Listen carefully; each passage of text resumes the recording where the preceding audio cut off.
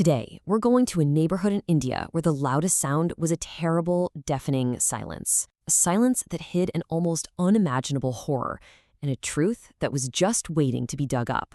So it all starts between 2005 and 2006 in a place called Nithari.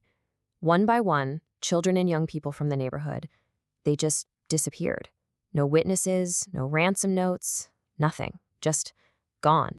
The families, you can only imagine the dread they were feeling. They went straight to the police. They reported their kids missing, they begged for someone to investigate, they pleaded for anyone to take them seriously. But for months, it was like they were shouting into the void.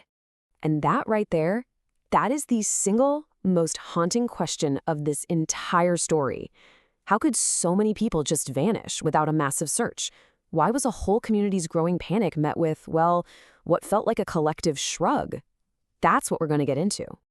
Okay, so to really understand why that question matters so much, we have to look at the sheer scale of what was happening and the initial response, or, the complete lack of one.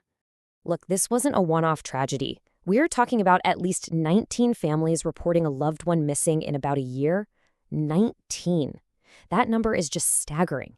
19 lives that seem to have just vanished into thin air. And here's where the systemic problem really comes into focus. The victims, they were almost all from poor working-class families, people who worked as maids, laborers. When they went to the authorities, their frantic reports were dismissed. The police just wrote most of them off as runaways. Basically, their poverty made them invisible. So as more and more kids disappeared, the community itself started its own desperate search. And soon, all the whispers, all the fears, they started to point to a single, terrifying place. A house with the address D5. Now, inside this house, you had a real contrast. It was owned by Malinder Singh Pandar, a rich businessman, but living and working there was his domestic servant, Surinder Kohli. This dynamic, this power imbalance between the two men is going to become absolutely central to this whole story. Even with all the family's suspicions pointing to this one house, it took an agonizingly long time for the police to finally do something. But when they did, well, what they found was worse than anyone's darkest nightmare. Circle this date on the calendar, December 29th, 2006. This was the day the silence was finally shattered. The day the police, after facing immense pressure, at long last searched the property at D5. And what they found, it was a house of horrors. Human bones, skulls, dismembered body parts. They were stuffed into a drain running right next to the house. And more were buried in the backyard. This quiet suburban home was actually a graveyard. Okay, so with this horrific physical evidence, the investigation immediately zeroed in on the man living inside that house. And during his interrogation, Surinder Kohli started to talk. Kohli confessed to a method that was just chillingly simple and brutally repetitive. He'd lure his victims, mostly children, into the house. He would then assault and kill them, and then he'd just dispose of their bodies right there on the property. He did this again and again and again.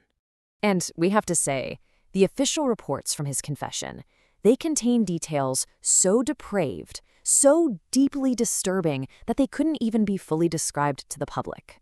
The sheer brutality of it all just shook the entire country to its core. So here's the thing. The acts themselves were monstrous, absolutely. But the story doesn't end with the killer.